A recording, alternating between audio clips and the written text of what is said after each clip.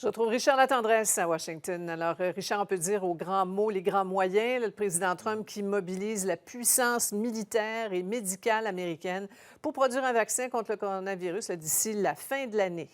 Sophie, avec près d'1,5 million de cas, plus de 88 000 décès, le président a décidé de mettre le paquet pour en arriver à développer ce fameux vaccin pour contrecarrer les effets de la COVID-19 aux États-Unis. Sauf que la plage qu'il a en tête reste assez floue, Sophie. Suivez-moi bien.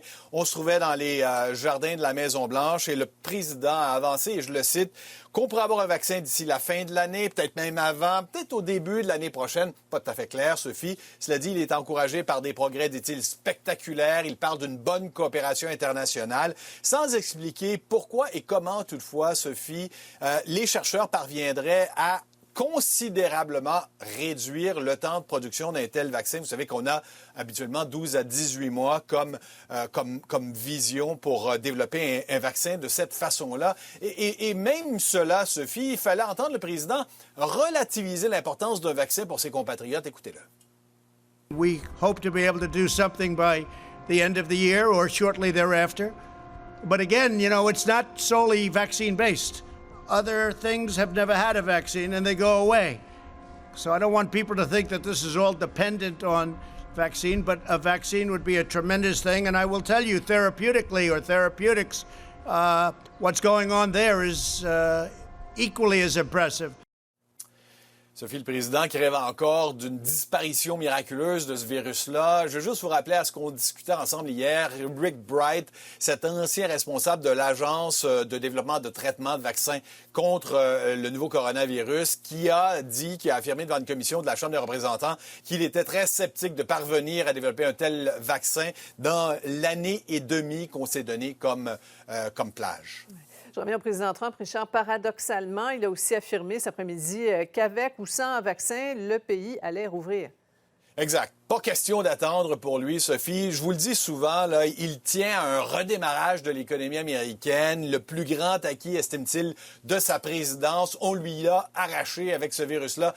La faute des Chinois, selon lui.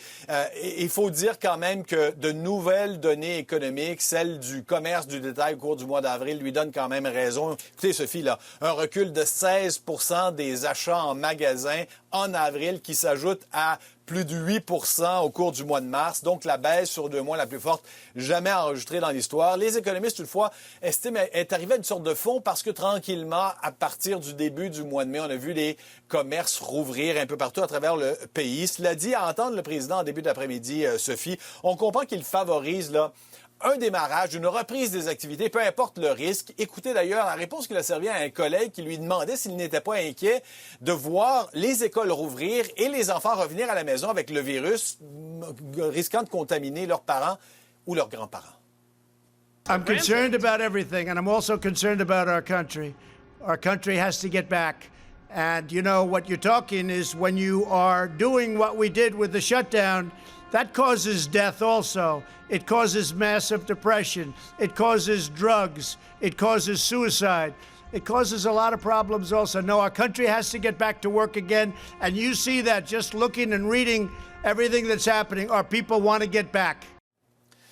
Je ne sais pas si les gens veulent revenir, mais les gens en ont besoin, Sophie, et je vais vous laisser avec 2 images qui, moi, m'ont beaucoup marqué. D'abord, ça se passe à Gaithersburg, c'est une demi-heure environ au nord de Washington, dans l'État de Maryland. Regardez ces longues files d'attente, des gens qui viennent chercher une boîte de nourriture mise de l'avant par une œuvre de charité catholique à Gaithersburg.